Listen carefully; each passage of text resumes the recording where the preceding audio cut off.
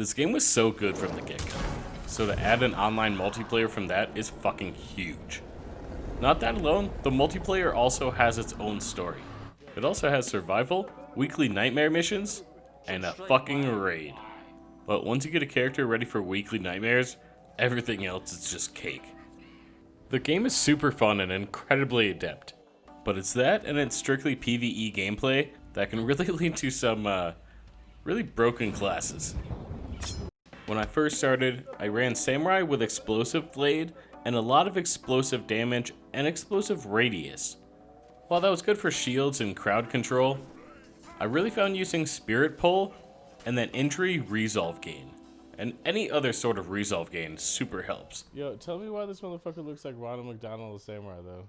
So while some classes like Ronin revolve on grenade hits to get resolve, this is more built around using Spirit Pull and getting into crowds and holding your zone.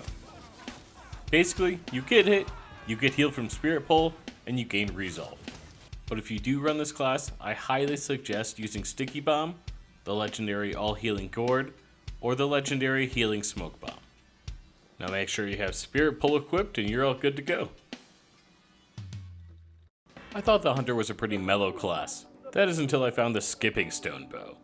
It is one key item that makes this fucking class it's just fucking broken, dude. So any headshot with this bow of any kind gets a ricochet. And there's also a skill that you have that makes 50% of body shots a headshot.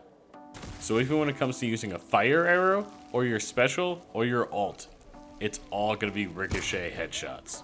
From there you can add an assortment of things. I personally like having headshot refund on.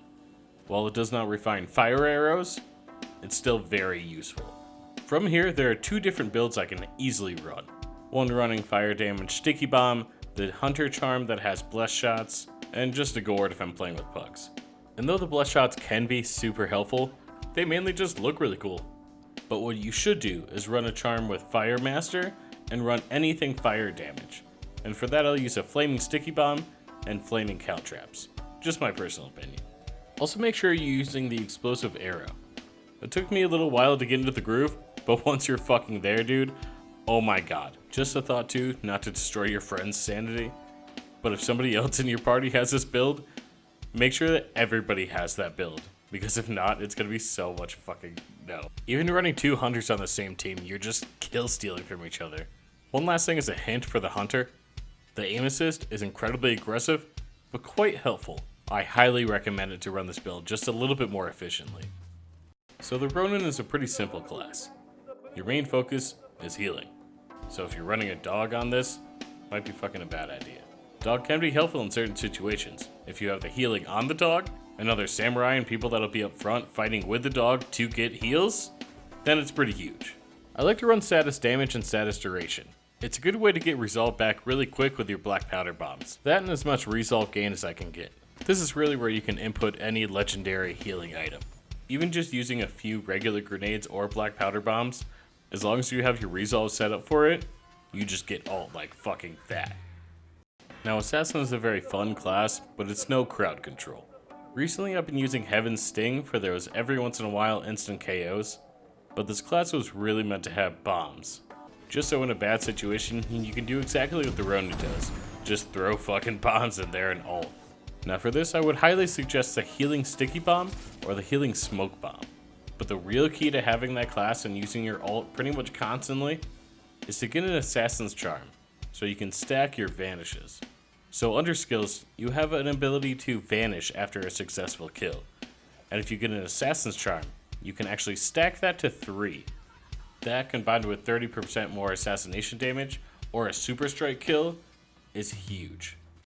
I honestly have so much to say about this game. The entire thing is so linear but so open as well. The story mode itself is so fun and quite captivating, and I love doing this with my friends. All in all, it's a quite good run while it lasts.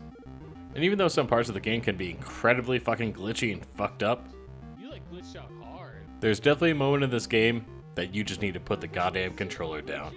And that moment for me was when I spent almost 5.5 hours on Chapter 2 raid and didn't fucking finish it.